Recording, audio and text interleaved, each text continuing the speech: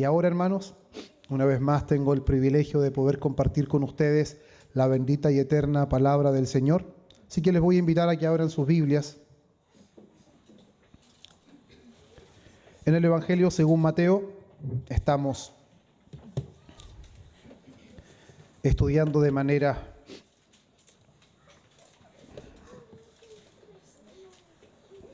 expositiva lo que es el Evangelio según Mateo, y estamos posicionados, hermanos amados, actualmente en el capítulo 13. En el sermón anterior nos adelantamos un poco para poder complementar la parábola del trigo y la cizaña junto con la explicación que el Señor Jesús da a sus discípulos, y ahora vamos a retroceder un poco, y hermanos, no de forma antojadiza, sino que al ver que efectivamente el Señor Jesús utiliza estas dos parábolas, las vamos a unir, que es la parábola de la semilla de mostaza y también la parábola de la levadura. Por lo tanto, vamos a fijar nuestra mirada en el Evangelio según Mateo, capítulo 13, versículos 31 al 33. Mateo, capítulo 13, versículos 31 al 33. Y habiendo encontrado, hermanos, el texto, nos ponemos en pie, vamos a dar lectura a la palabra del Señor. Mateo capítulo 13, versículo 31 al 33, la palabra del Señor dice así. Otra parábola les refirió diciendo: el reino de los cielos es semejante al grano de mostaza que un hombre tomó y sembró en su campo, el cual a la verdad es la más pequeña de todas las semillas, pero cuando ha crecido es la mayor de las hortalizas y se hace árbol de tal manera que vienen las aves del cielo y hacen nidos en sus ramas. Otra parábola les dijo: el reino de los cielos es semejante a la levadura que tomó una mujer y escondió en 3 medidas de harina hasta que todo fue leudado. Amén. Pueden tomar su asiento, hermanos.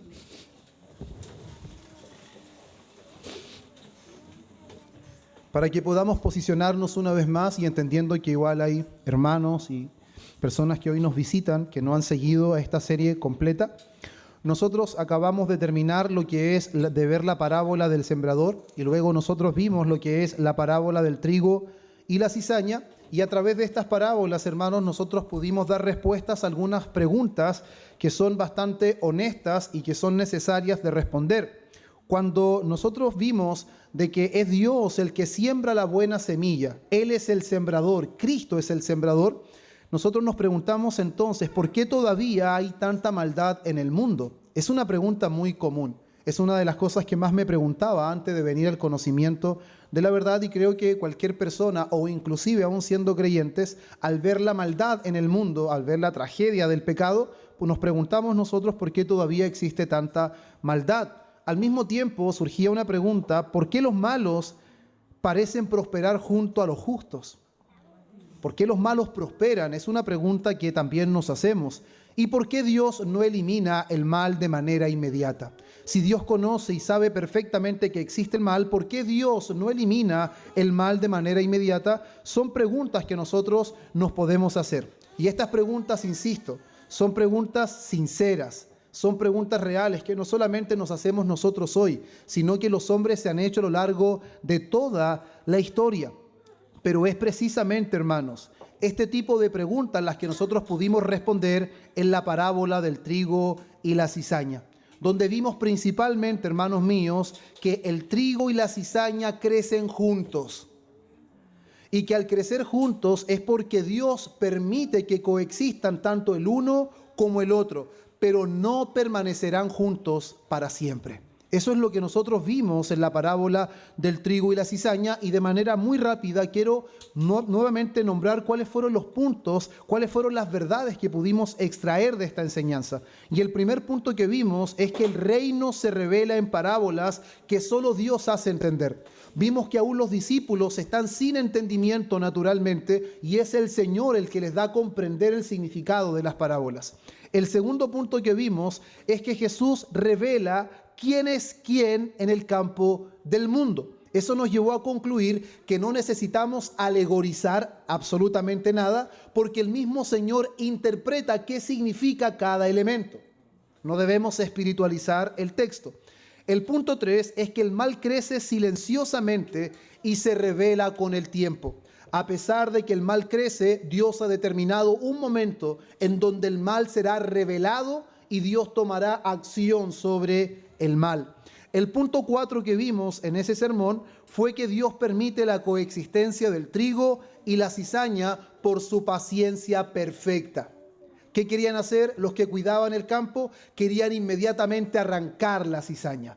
Ese es el impulso humano. Queremos solucionar las cosas a nuestra manera, queremos erradicar el mal a nuestra manera, pero la sabiduría divina, la paciencia perfecta de Dios dice no. Hay un tiempo, hay un día en que Dios lo llevará a cabo. Y el punto 5 que vimos fue la separación final, que será segura y será eterna. A pesar de que el mal está presente, Dios ha determinado un día en donde los malos serán castigados. Y ese final, hermanos, será seguro y será eterno. Será irremediable. Y hoy día, amados hermanos, con esto ya en mente, lo que nosotros vamos a intentar responder es una pregunta más. Creo que es importante, hermanos, sobre todo a estas parábolas, el poder hacerles preguntas al texto. Y mientras el mal todavía existe, la pregunta que surge, ¿qué está haciendo el reino de Dios? ¿Qué sucede con el reino cuando vemos de que el mal parece que toma más protagonismo? ¿Acaso el reino de Dios estará detenido? ¿Acaso el reino de Dios habrá pedido terreno? ¿Se han dado cuenta que es un término muy común que usamos nosotros? Cuando alguien estaba casi gobernando algo y ya ha ido quizás desligándose un poco, dice, estás perdiendo terreno. ¿Será que el reino de Dios, hermanos, ha perdido terreno y que el mal en el mundo ha hecho mermar el avance del reino de Dios? ¿O será, amados hermanos, que el reino está creciendo de manera silenciosa pero segura? ¿Qué es lo que realmente está sucediendo? Es exactamente lo que nuestro Señor Jesús responderá en estas dos parábolas, que es la parábola del grano de mostaza y la parábola de la levadura. Por eso el título, amados hermanos, de este sermón es el crecimiento silencioso pero imparable del reino de Dios. El crecimiento silencioso pero imparable del reino de Dios. Y a medida que vayamos viendo estas parábolas, se van a dar cuenta que el título se desprende absolutamente de estas dos parábolas. No es ninguna invención humana. Entonces, amados hermanos, el primer punto que vamos a ver, que van a ser solamente 2 puntos, pero cada punto va a tener subpuntos. No es que solamente hoy, de manera excepcional, vamos a exponer 2 puntos. No, cada punto va a tener subpuntos porque se desprende de la idea principal. Y el primer punto, hermanos, es que Cristo siembra un reino que crece visiblemente. Lo primero que vamos a ver en versículos 31 y 32, otra parábola les refirió diciendo, el reino de los cielos es semejante al grano de mostaza que un hombre tomó y sembró en su campo, el cual a la verdad es la más pequeña de todas las semillas, pero ha crecido es la mayor de las hortalizas y se hace árbol, de tal manera que vienen las aves del cielo y hacen nido en sus ramas. Entonces el primer punto es Cristo siembra un reino que crece visiblemente. Pero el primer subpunto que vamos a ver aquí, hermanos, es que el reino comienza con una siembra intencional.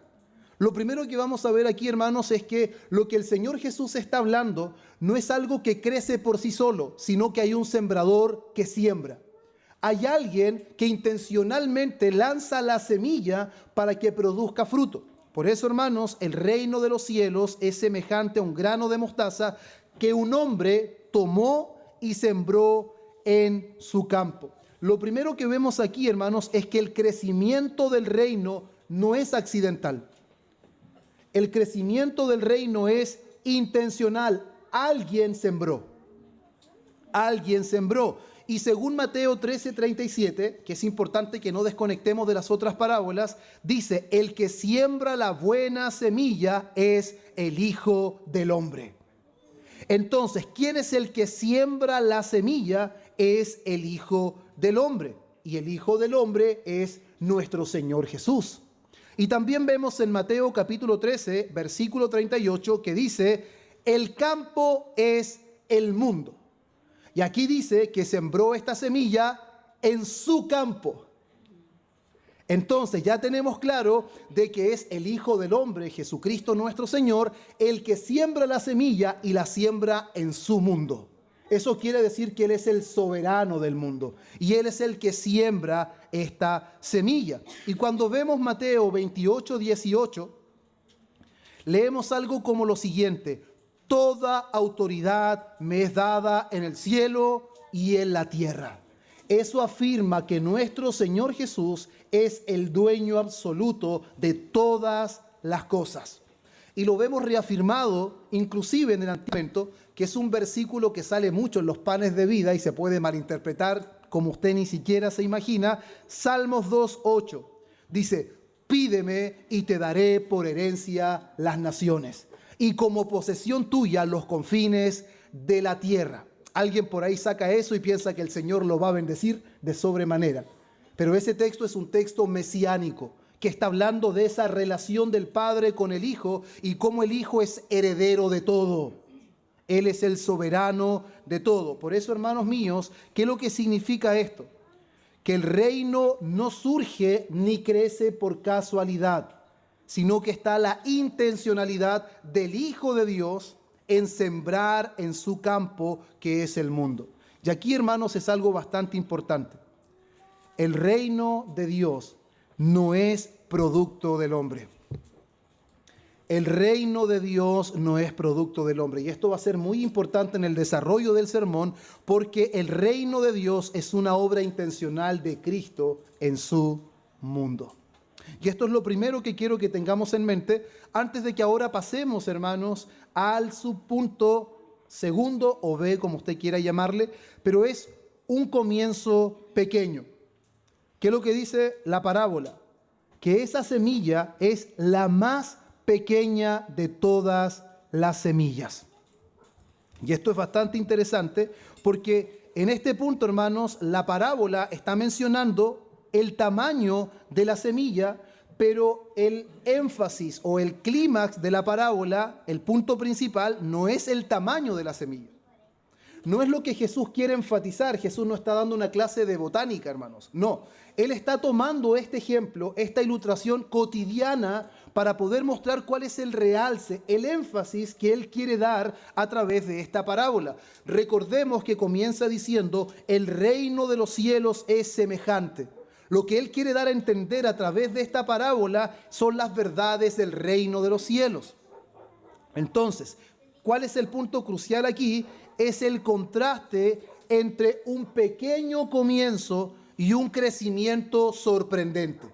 El comienzo de la semilla de mostaza es un inicio pequeño, es una semilla pequeña, pero el Señor Jesús va a hacer el contraste con un crecimiento sorprendente, inimaginable. Nadie podría pensar que una semilla tan pequeña, tan diminuta, podría tener un crecimiento tan expansivo, tan prominente. Nadie podría pensar eso. Por eso lo que Jesús está enfatizando aquí, hermanos, y es tan importante de que nosotros no enfaticemos ni destaquemos lo que el Señor no hace. La labor nuestra es enfatizar y destacar lo que el Señor Jesús está destacando. Y la semilla de mostaza, hermanos, tenía una particularidad, porque alguien puede decir: la semilla de mostaza no es la semilla más pequeña, en verdad. El Señor Jesús aquí se equivocó, porque hay semillas que son más pequeñas, y es verdad, hermanos. La semilla de mostaza no es la semilla más pequeña. Y al mismo tiempo Mateo dice de que es como un árbol, y al mismo tiempo, a pesar de que crece bastante, nunca es un árbol, sino que es una hortaliza. Pero vamos a comprender por qué el Señor está diciendo esto, porque Él no tiene la intención de hablar científicamente ni con lenguaje técnico. Él está utilizando el lenguaje del día a día. De hecho, la semilla de mostaza era considerado como un lenguaje proverbial. Era tan pequeño como una semilla de mostaza, era muy común en esos tiempos. Era muy común aseverar lo pequeño con un grado de mostaza, lo más diminuto con un grano de mostaza. Ahora nosotros, ¿con qué asimilamos algo pequeño? ¿Con una gota de agua, no sé? ¿Una hormiga? Es tan pequeño como una hormiga. ¿Significa que es lo más pequeño del mundo? No, pero entendemos inmediatamente que está hablando de algo diminuto, de algo sin sentido, de algo sin valor. Y claramente las expectativas de una semilla tan diminuta no conectan con un tamaño tan grande como llega a crecer después de un tiempo. Por eso él no está hablando, hermanos, en términos de botánica ni de jardinería, sino que él está hablando en un lenguaje que es del día a día, de lo cotidiano de los hombres. Lo que Jesús está haciendo aquí, hermanos, como le han llamado los hombres más eruditos, Jesús está dando una hipérbole. Es llamado una exageración retórica, para dar a entender cuál es el contraste en algo tan pequeño y cómo puede tener resultados tan inimaginables. Entonces, el propósito es mostrar un contraste, una diferencia que es realmente impactante. Es impactante ver los resultados de una semilla tan pequeña. ¿Por qué, hermanos? Porque lo que Jesús está mostrando aquí, que algo tan grande y tan glorioso como el reino de los cielos tuvo un comienzo tan humilde. Eso es lo que Jesús quiere mostrar.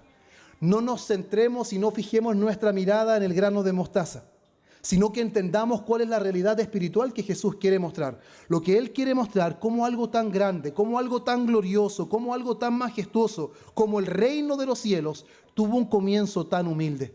Ahora, ¿cómo podemos entender que el reino de los cielos tuvo un comienzo tan humilde cuando vemos Lucas capítulo 2, versículo 7, viendo al Rey del universo naciendo en un pesebre?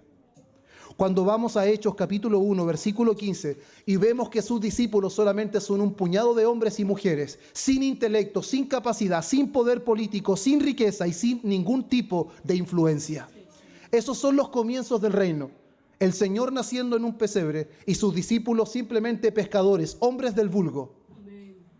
Esos son los comienzos del reino, sin ningún tipo de influencia. Sin embargo, ese comienzo pequeño, hermanos, contenía un poder inimaginable, porque el que sembró es Dios y el que asegura los resultados es Dios. El que siembra es el que garantiza los resultados. Por eso, hermanos, esto nos permite pasar a nuestro tercer subpunto cuando dice se hace árbol. Se hace árbol, pero cuando ha crecido, que es un crecimiento extraordinario, no mencioné eso, un crecimiento extraordinario, se hace árbol, lo que dice el texto, pero cuando ha crecido es la mayor de las hortalizas y se hace árbol. Aquí, hermanos, lo que estamos viendo es la transformación de una semilla a un gran arbusto. De una semilla a un gran arbusto. Porque, hermanos, una semilla de mostaza, a pesar de su tamaño diminuto, puede alcanzar el tamaño de 3 metros.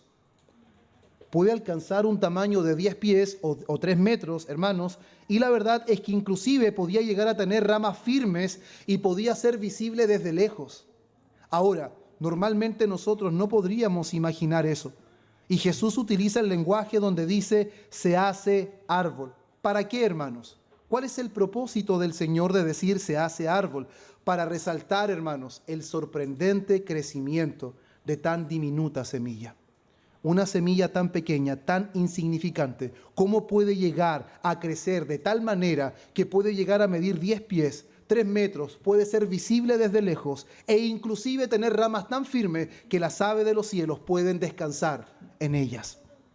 Ese es el énfasis que el Señor Jesús está dando. Es por eso, hermanos míos, que cuando nosotros centramos nuestra mirada en esta parábola, vemos de que el reino de los cielos, aunque su comienzo es pequeño, aunque su comienzo es diminuto, aunque el Salvador nació en un pesebre, aunque solo contaba con un puñado de discípulos y que eran solamente hombres del vulgo, sin influencia, sin poder, sin riquezas, a pesar de eso, hermanos, el reino no permanece pequeño.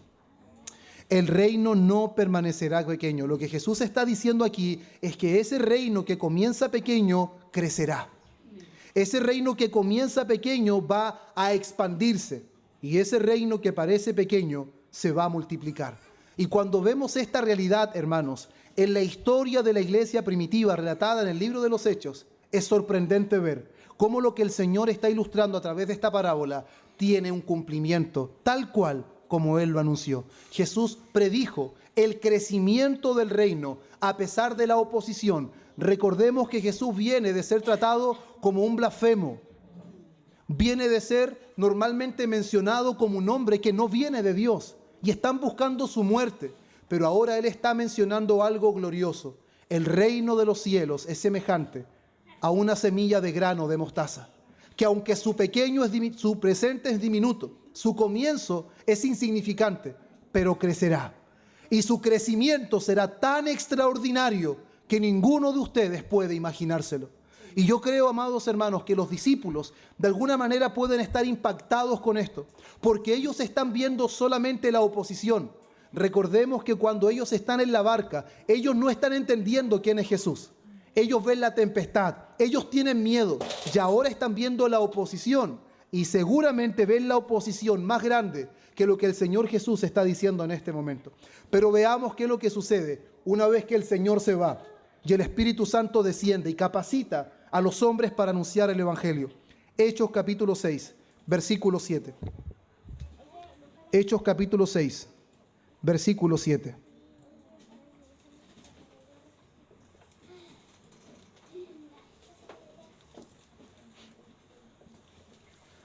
Y crecía la palabra del Señor, y el número de los discípulos se multiplicaba grandemente en Jerusalén. También muchos de los sacerdotes obedecían a la fe. Hermanos, la iglesia del primer siglo empezó a experimentar lo que parecía imposible.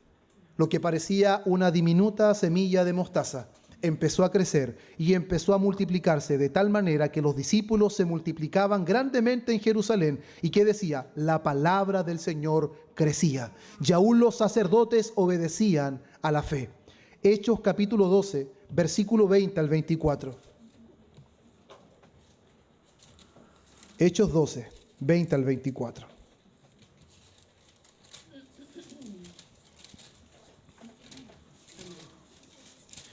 Mire lo que dice.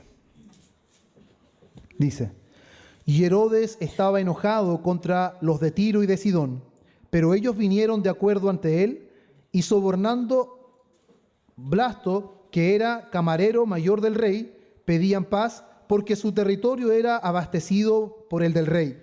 Y un día señalado, Herodes, vestido de ropas reales, se sentó en el tribunal y les arengó. Y el pueblo aclamaba gritando, voz de Dios y no de hombre. Al momento un ángel del Señor le hirió por cuanto no dio gloria a Dios y expiró comido de gusanos. Herodes se oponía a Dios. Herodes quería hacer su voluntad. Herodes era un enemigo de la cruz. Pero versículo 24, pero la palabra del Señor crecía y se multiplicaba. A pesar de la oposición, a pesar del gran Herodes, más grande era el que dijo, el reino crecerá. Contra toda expectativa, el reino crecerá. De la misma manera que esa semilla de mostaza, que parece imperceptible, que los hombres no consideran, algún día crecerá y será tan visible que aún las aves de los cielos harán nido en ella. Versículo 25. Y Bernabé y Saulo, cumplido su servicio, volvieron de Jerusalén, llevando también consigo a Juan, al que tenía por sobrenombre Marcos. Seguían su labor, porque la palabra del Señor debía seguir creciendo y debía seguir captando nuevos discípulos. Hechos 19, 18 al 20. Hechos 19, 18 al 20. Y muchos de los que habían creído venían confesando y dando cuenta de sus hechos. Asimismo, muchos de los que habían practicado la magia trajeron los libros y los quemaron delante de todos. Y hecha la cuenta de su precio, hallaron que era 50,000 piezas de plata. Así crecía y prevalecía poderosamente la palabra del Señor. Qué glorioso, hermanos. Aún los magos traían sus libros y los quemaban. ¿Por qué? Porque la palabra del Señor estaba irrumpiendo aún en la magia, aún en la injusticia de los hombres. La palabra de Dios se hacía camino. ¿Por qué? Porque el que sembró fue el que aseguró el resultado. Usted siembra, hermanos, y yo puedo sembrar, pero no podemos asegurar los resultados. Usted va a urgencia y no le puede garantizar a un hermano si saldrá o no saldrá de ese lugar. Pero hay alguien que sembró y aseguró los resultados, y ese es Cristo, el dueño de todo. Aseguró los resultados y su iglesia no debe poner en duda lo que Él garantizó. Por eso, amados hermanos, el crecimiento del reino es real, hermanos. El reino crece. Aunque haya tenido un comienzo diminuto, el reino crece, hermanos. El reino avanza, el reino se expande. La palabra del Señor sigue obrando conforme a la voluntad de aquel que la envió. Nunca olvidemos, hermanos amados, de que la palabra del Señor es palabra del Señor. Por lo tanto, hermanos, no debemos poner en tela de juicio los resultados. Los resultados le pertenecen a Dios. Nosotros debemos anunciar la palabra con fidelidad, pero los resultados le pertenecen a Él. Y ahora cuando vemos esta imagen, hermanos, de un árbol que crece o de la mayor de las hortalizas, el árbol también, hermanos, posiblemente, porque no lo dice directamente el texto, pero pasamos a nuestro subpunto, hermanos, siguiente, donde posiblemente, hermanos, este árbol está representando la bendición para las naciones que encontramos en Ezequiel 17:23 y que también encontramos en Daniel capítulo 4, versículo 12, que dice el texto: y las aves del cielo vienen y hacen nidos en sus ramas. Una vez más, el propósito del Señor no es simplemente mostrar qué es lo que sucede cuando crece el grano de mostaza y que vienen aves y que las aves disfrutan. No, hermanos, esto puede tener un cumplimiento profético de lo que anunció Ezequiel 17:23: morarán debajo de él todas las aves. O cuando dice Daniel 4:12, habitaban en sus ramas las aves del cielo. Y esos textos, hermanos, lo que están representando es un árbol, pero que ese árbol representa un reino. Y en ese contexto profético, hermanos, las aves representan pueblos o naciones gentiles que buscan el refugio del Mesías. Entonces ya desde el Antiguo Testamento están mostrando cómo un reino se instauraría y traería, hermanos, gozo, alegría, refugio a naciones gentiles, donde ya no sería de exclusividad del pueblo de Israel, sino que alcanzaría toda tribu, lengua y nación. Es extraordinario ver cómo desde el Antiguo Testamento podemos ver la promesa de Dios de alcanzar naciones gentiles, de alcanzar a pueblos que no eran pueblos, de aquellos que no habían alcanzado misericordia, ahora alcanzarían misericordia. Por eso, hermanos, esta imagen está dictando claramente, hermanos, una imagen del reino de los cielos, que comienza pequeño, pero cuando crece, su crecimiento es extraordinario. Y una vez que crece extraordinariamente, resulta siendo de bendición para muchos pueblos. Eso es lo que Jesús le está diciendo a los discípulos. Y esto, hermanos, es lo que realmente encaja con todo el Evangelio según Mateo. El Evangelio de Mateo normalmente expone la expansión del reino hacia las naciones gentiles. Eso es lo que vemos en Mateo 28:19. Id y haced discípulos a todas las naciones. Eso es lo que está diciendo el Evangelio según Mateo cuando en las palabras de Jesús: vayan y hagan discípulos a todas las naciones. El gran énfasis, amados hermanos, de Mateo al escribir este Evangelio es la expansión del reino contra toda expectativa. Un reino que comienza con un Salvador en un pesebre.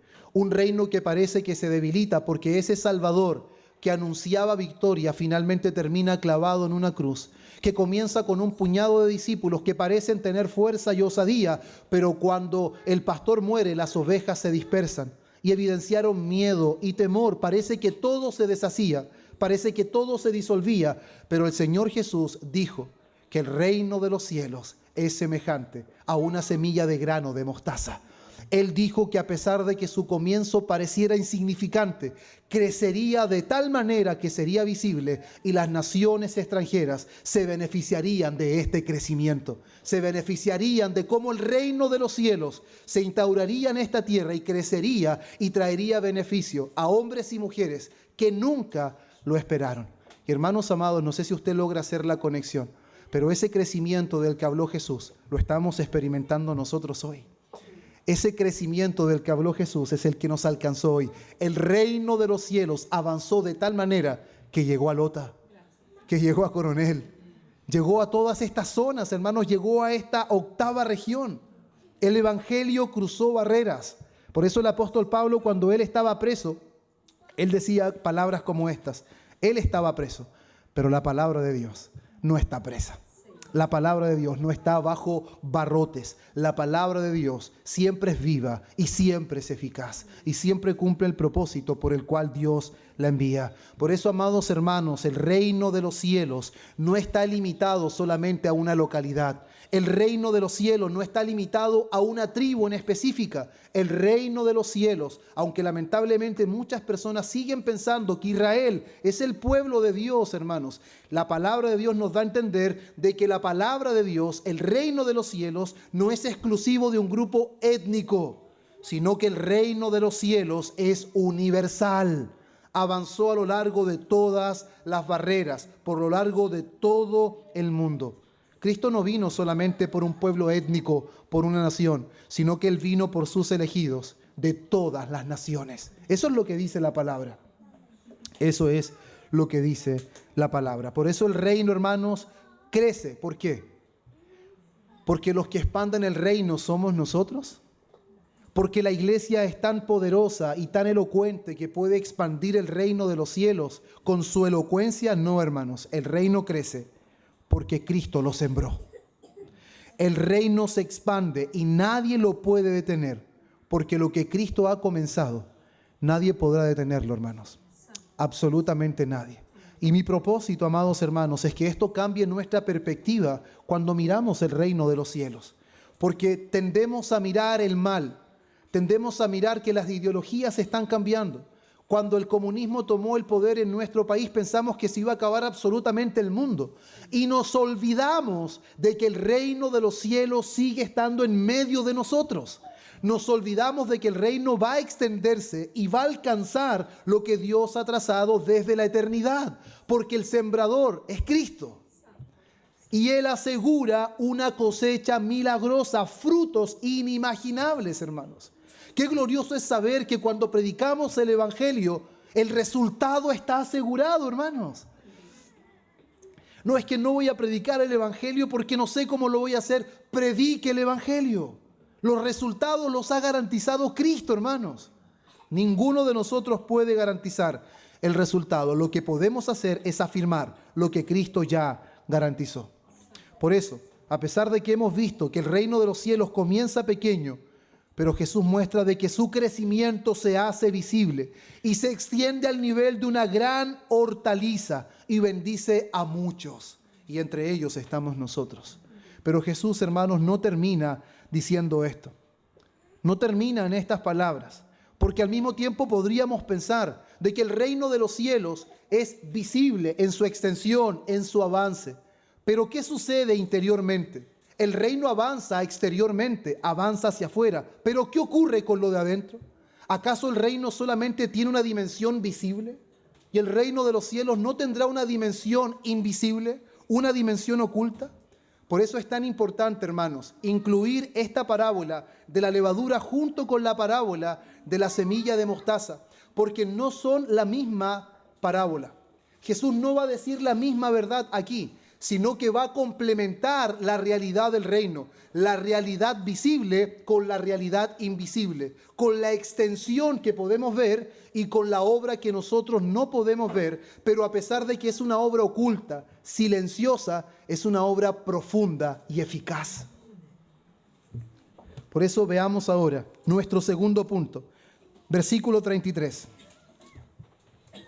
Versículo 33, dice: otra parábola les dijo: el reino de los cielos es semejante a la levadura que tomó una mujer y escondió en 3 medidas de harina hasta que todo fue leudado. ¿Qué es lo que vemos primero aquí, hermanos?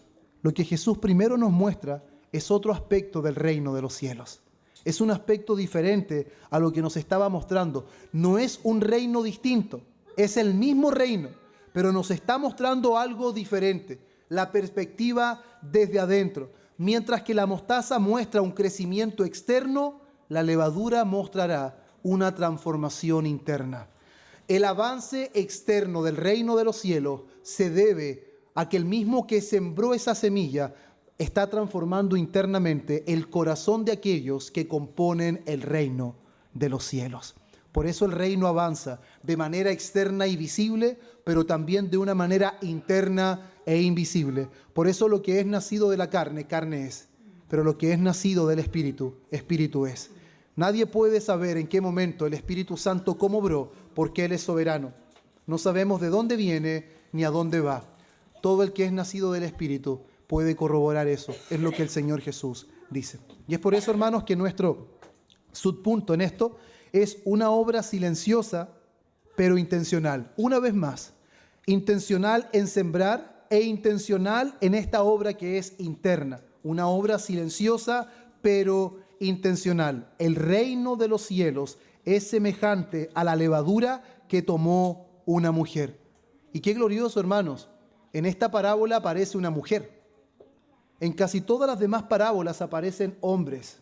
Anteriormente, sembrador, hombres que cuidaban el campo, y ahora aparece una mujer. Con esto el Señor Jesús está cubriendo todo el diario vivir, la labor del hombre ganando el sustento y la labor de la mujer en casa, también participativa del día al día. Hermanos, el Señor Jesús a través de esta parábola de alguna forma también muestra cómo la mujer participa dentro del día cotidiano, hermanos.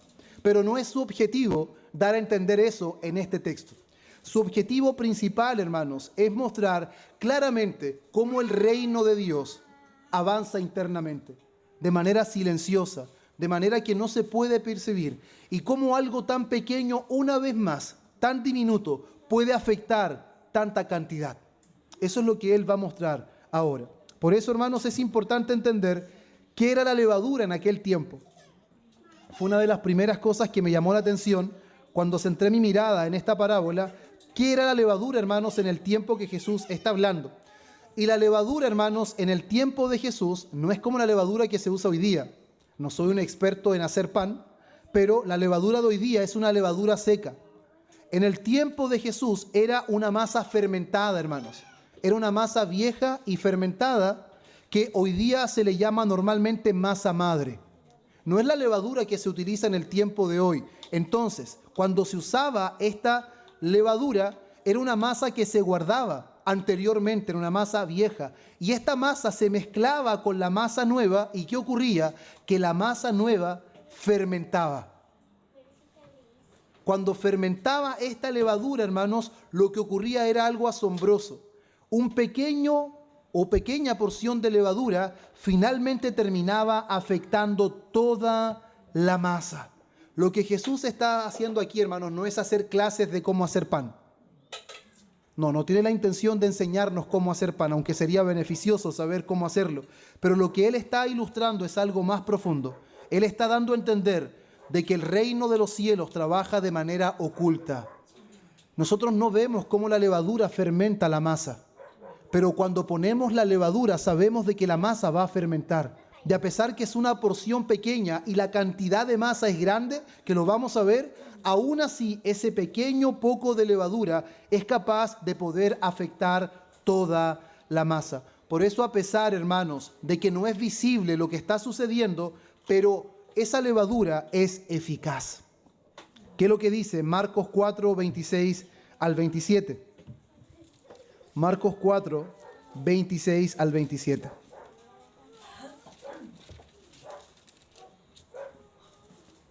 Dice lo siguiente. Decía además, así es el reino de Dios, como cuando un hombre echa semilla en la tierra, y duerme y se levanta de noche y de día, y la semilla brota y crece sin que él sepa cómo. Sin que él sepa cómo. Entonces, claramente lo que estamos viendo aquí, hermanos, es que Dios obra aun cuando nosotros no vemos resultados inmediatos. Este hombre que dice Marcos no sabe cómo creció lo que sembraron. Y de la misma manera nosotros no sabemos, hermanos, cómo un poco de levadura puede afectar una cantidad de masa tan grande. Por eso el énfasis, hermanos, en esta parábola es que esta es una obra que penetra y afecta todo. Es una obra que penetra y afecta todo. Dice, y la escondió en 3 medidas de harina. Y aquí hay algo, hermanos, sorprendente. Cuando dice 3 medidas de harina, eso equivale a entre 22 y 25 kilos de harina. Un quintal tiene 20. Entonces es un poco más de un quintal de harina de nuestro tiempo.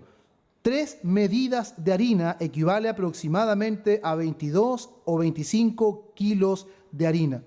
Suficiente para más de 100 personas. Eso no es poca cosa. Hacer pan para más de 100 personas no es poca cosa. Estamos hablando de abundancia. Y hermanos, creo que esto no es casual que el Señor menciona estas 3 medidas de harina, porque cuando vamos a Génesis capítulo 18, versículo 6, vemos que cuando Abraham recibe a visitantes, él dice: toma pronto a su mujer 3 medidas de flor de harina y amasa y haz panes. No es la primera vez que encontramos las 3 medidas de harina para hacer pan. Lo que se está enfatizando aquí, hermanos, es que estas 3 medidas también aparecen en Génesis y también está mencionando una cantidad abundante. Ahora, cuando hacemos quizás es mucho, cuando las hermanas hacen pan en grande cantidad, 100 personas no es una familia. 100 personas no son para 2 familias. Cuando son más de 100 personas, estamos pensando en algo abundante, en algo que no solamente nos va a beneficiar a nosotros, sino que va a beneficiar a muchas personas. Entonces, cuando el Señor Jesús está mencionando esto, no solamente está dando a entender la capacidad de esta mujer, sino que está mostrando cómo el reino de los cielos, aunque es oculta la forma en que está trabajando, va a ser tan abundante en sus resultados que va a beneficiar a un número de personas incomparables. Que aunque el principio parezca pequeño, imperceptible al ojo humano, pero finalmente muchas personas serán beneficiadas con la abundancia del reino de los cielos. De la misma manera como 3 medidas de harinas pueden beneficiarse más de 100 personas.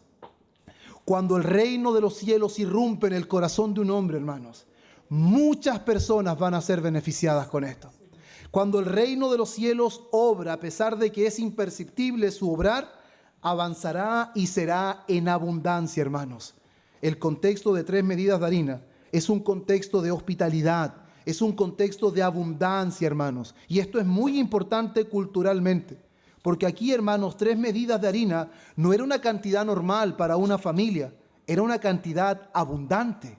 Hay un énfasis en lo que el Señor Jesús está diciendo. Y ahora yo quiero ser claro con esto, hermanos. Cuando hablamos de que eran 3 medidas de harina, no es un número simbólico en sí, 3.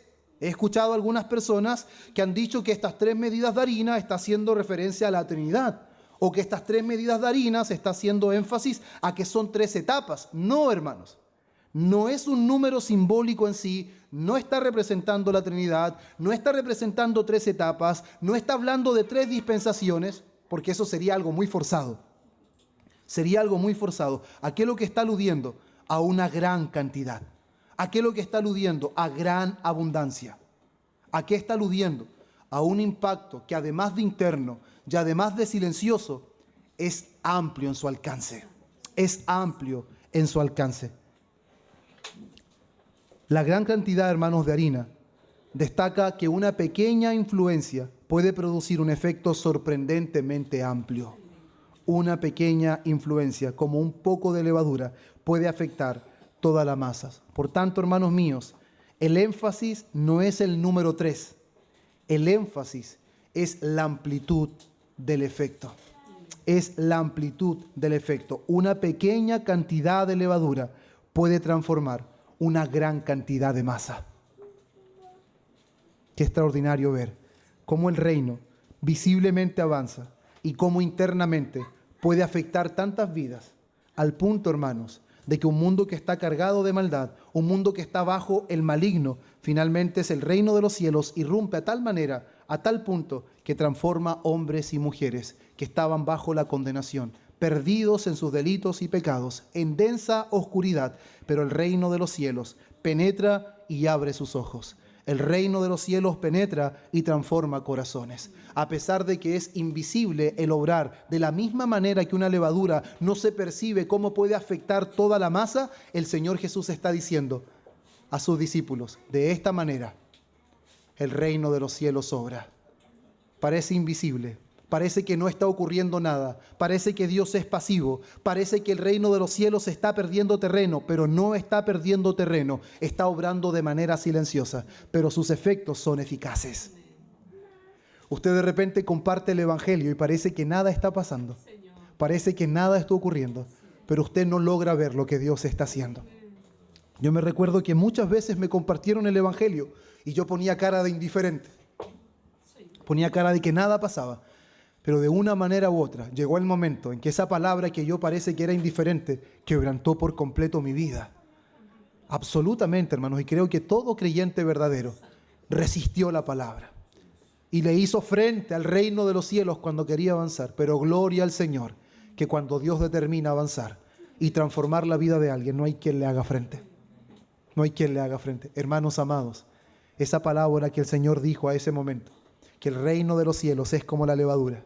Cuando una mujer aparta 3 medidas de harina, una pequeña porción de levadura afecta una masa hecha para hacer más de 100 panes o para que pueda beneficiar a más de 100 personas. Qué extraordinario, hermanos, cómo el reino de los cielos avanza, a pesar de que nuestros ojos vean otra cosa. ¿A qué vamos a creer? ¿A que el mundo avanza en su maldad, en su iniquidad? Y parece que la iglesia va a desaparecer, y parece que va a empezar la persecución y la iglesia de Cristo ya no tiene más escapatoria. Vaya a la Biblia. Nunca la iglesia creció más que cuando fue perseguida. Nunca la iglesia creció más que cuando comenzó la persecución. Hermanos míos, lo que aparentemente ven nuestros ojos no es lo que el Señor Jesús le está diciendo a sus discípulos y a la multitud. El reino de los cielos es semejante a la levadura puesta en 3 medidas de harina. Su impacto es extraordinario. Un poco de levadura impacta mucha masa. Por eso lo que Jesús está diciendo aquí, hermanos, que así actúa el reino. No solo transforma un poco, transforma mucho. Transforma mucho, hermanos. La levadura cuando toma contacto, aquí las hermanas son mucho más expertas en esto, pero cuando la levadura toma contacto con la masa, entra, se mezcla con la masa y penetra a tal punto que toda la masa es afectada por la levadura. Toda la masa es afectada por la levadura. ¿Y qué vemos nosotros en Hebreos capítulo 4, versículo 12? Que la palabra de Dios es viva y es eficaz. La levadura es eficaz en la masa y la palabra de Dios es viva y es eficaz para transformar la vida de un hombre. Y no solamente obra de esta manera, sino que pasamos a nuestro siguiente subpunto, hermanos, donde vemos una obra que transforma completamente, que es lo que veníamos diciendo. Dice, hasta que todo fue leudado. Ese es el clímax, hermanos, de lo que el Señor Jesús está hablando en esta parábola. Nada queda sin ser afectado. Toda la masa es leudada. ¿Eso qué significa? Que esa masa ya no está igual. Toda la masa fue afectada. Y esto es bastante importante y pido especial atención en esto. Cuando el reino impacta la vida de alguien, la transformación no es parcial. La transformación es total. Jesús dice que el reino de los cielos es semejante a levadura en 3 medidas de harina. Eso quiere decir que cuando el reino de Dios impacta una vida, hermanos, es un impacto total. Es una transformación genuina. Por eso 2 de Corintios, capítulo 5, versículo 17, el apóstol Pablo, conectado con esta parábola de la levadura, él dice, de modo si alguno está en Cristo, nueva criatura es. Las cosas viejas pasaron. He aquí todas son hechas nuevas. El evangelio, amados hermanos, no mejora la vida. El evangelio crea nuevas vidas. El evangelio hace las cosas nuevas, no simplemente restaura o mejora algunas cosas. Y quizás varios de ustedes tienen en su mente, hermanos, de que normalmente la Biblia, cuando habla de levadura, lo habla en un sentido negativo. Normalmente la levadura es asociada en un sentido negativo, simboliza corrupción, simboliza pecado. De hecho, los panes sin levadura, eso deja en evidencia de que la levadura está conectada con el pecado, con la corrupción.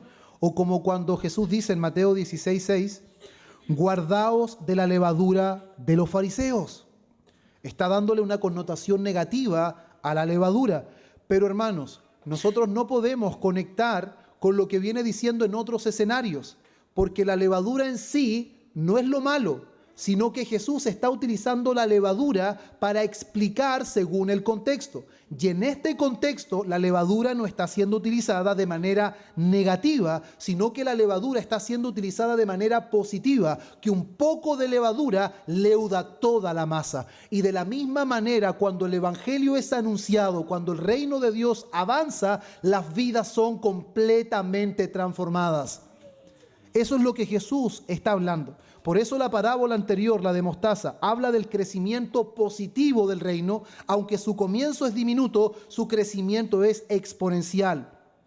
Y es por eso que la mayoría, hermanos, de los intérpretes de este tiempo no asocia, hermanos, aunque algunos teólogos pasados asociaron esto a algo negativo, pero la mayor parte de los eruditos han asociado de que efectivamente Jesús le está dando una connotación positiva a la levadura, dando a entender que el reino de los cielos avanza internamente transformando vidas.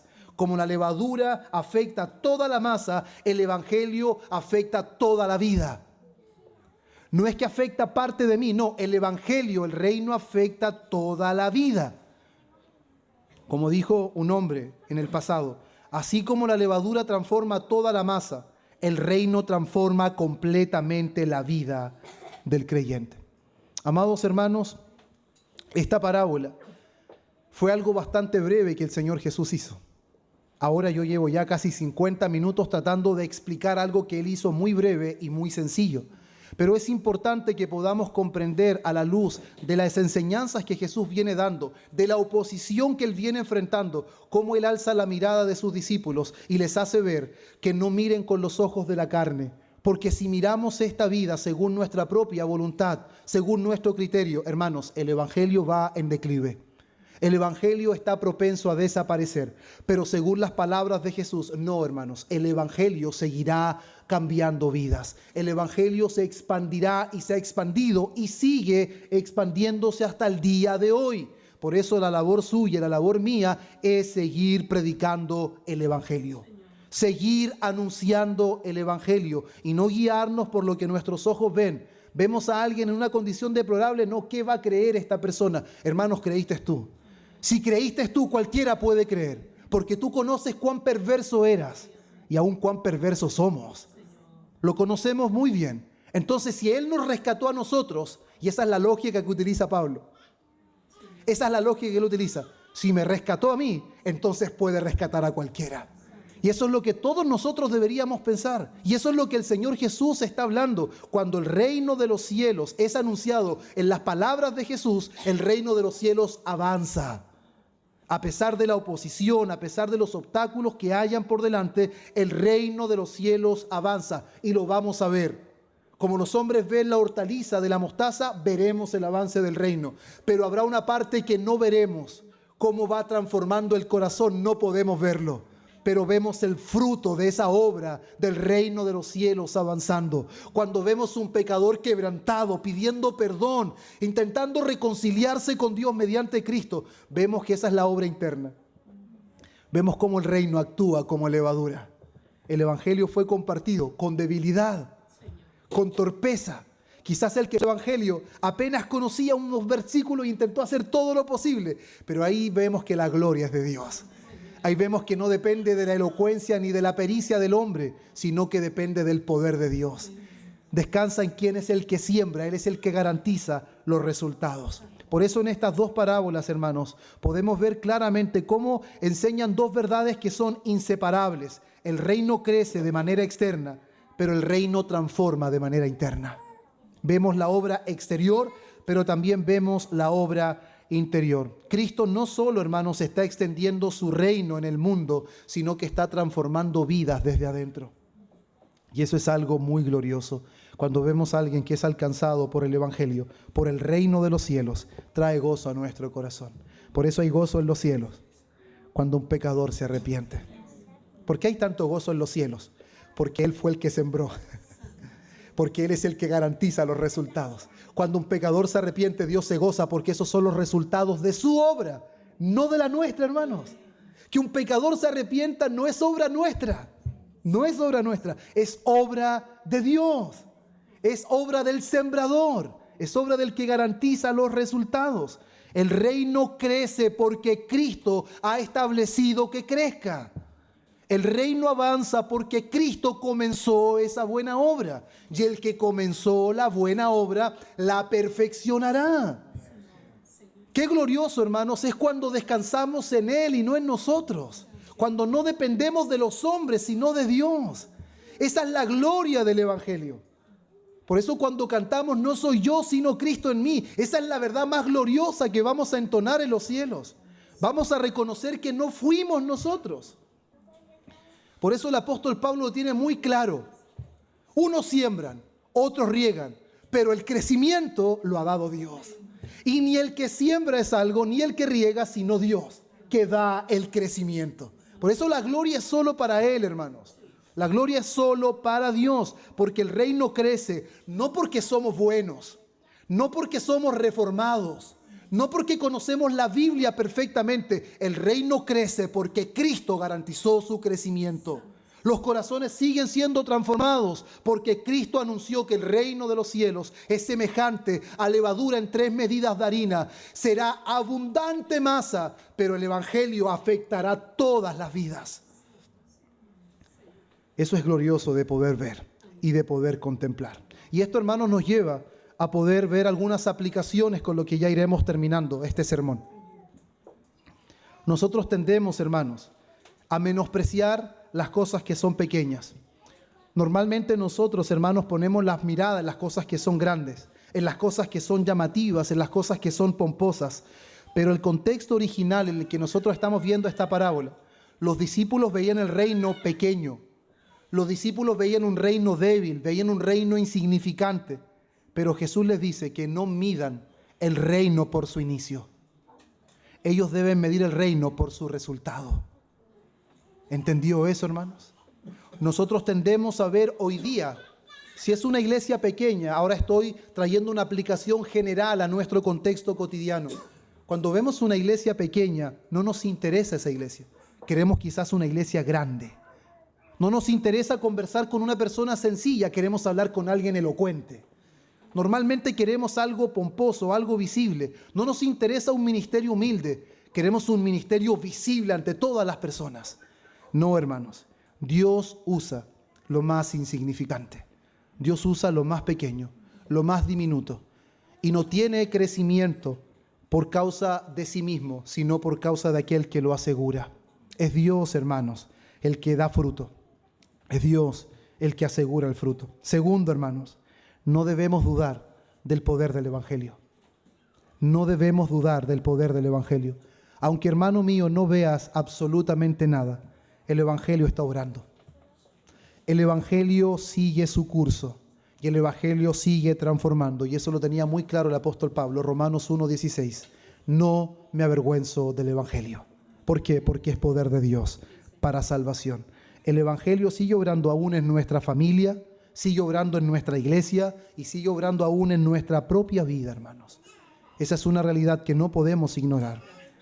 Y ahora, hermanos, quizás la pregunta más importante, aplicativa que podemos escuchar en este sermón. La levadura transforma todo. Eso es lo que vimos. La levadura transforma todo. Pero la pregunta es, ¿ha transformado tu vida?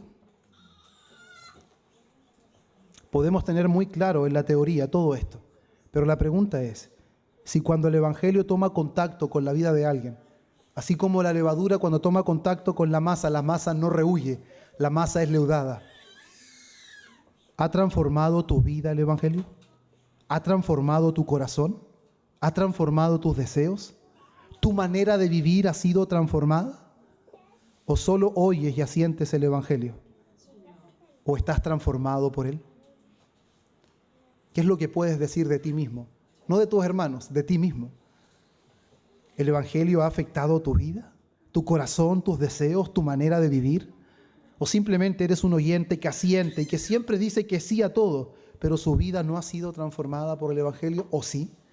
¿Ha sido tu vida transformada por el Evangelio? Es una pregunta que solo cada uno de ustedes puede responder. Y al mismo tiempo, hermanos, el llamado es a confiar en la obra soberana de Cristo. El reino no depende de estrategias humanas. El reino no depende de métodos humanos. El reino no depende de la elocuencia del ministro, sino que el reino depende de Cristo, que es el que siembra. El reino depende de Cristo, quien es el que asegura el crecimiento. Y el reino depende de Cristo, quien es el que transforma las vidas mediante su Santo Espíritu. Hermanos amados, anhelo con todo mi corazón que la enseñanza que el Señor dio de manera tan sencilla y breve a sus discípulos, y que hoy yo he tardado mucho más en poder tratar de explicar, anhelo, hermanos míos, que pueda ser comprendida y que su Santo Espíritu la aplique eficazmente y podamos evaluar nuestra propia vida y examinarnos si efectivamente el Evangelio tomó contacto con nuestra vida. Si tomó contacto con nosotros, eso quedará en evidencia. El árbol se conoce por su fruto. El árbol no anda diciendo, soy un peral, soy un palto. Usted ve el fruto y sabe cuál es la naturaleza del árbol. Eso es lo que ocurre cuando el reino de los cielos impacta una vida. Veremos el fruto y no será necesario decir que el Señor obró en nuestra vida, porque lo veremos con nuestros propios ojos. Amén. Oremos, hermanos. Padre bueno, oh Dios de toda gracia, honramos y bendecimos tu nombre en esta tarde. Estamos muy agradecidos porque tu palabra ha estado en medio de nosotros, Señor. Hemos aprendido esto tan glorioso. Te damos gracias, Dios mío, porque nos has dado entendimiento para poder comprender quién es verdadero. Y estamos en el verdadero, en Jesucristo. Este es el verdadero Dios y la vida eterna. Gracias por haberte revelado a nuestras vidas. Gracias, Dios mío, porque podemos ver el avance de tu reino, a pesar de los obstáculos, de diferentes, Señor, situaciones que se dan en este mundo, en contra de tu evangelio, intentando destruirlo, derribarlo. Pero, Señor, ni el Hades ni el infierno prevalecerá contra tu iglesia, porque tú eres el fundamento de la iglesia, tú eres el Señor de la iglesia. Te damos gracias por eso y también porque lo que no podemos ver, podemos saber, Señor, que está ocurriendo. No podemos ver cómo transformas el corazón, pero podemos ver el fruto, Dios mío, de esa obra regeneradora. Por eso te adoramos y te bendecimos, porque la iglesia no está en las manos de un hombre. La iglesia está en las manos del Dios Todopoderoso, de aquel que la compró al precio de su propia sangre. Por eso te adoramos y te bendecimos, en el nombre precioso de Cristo. Amén y amén.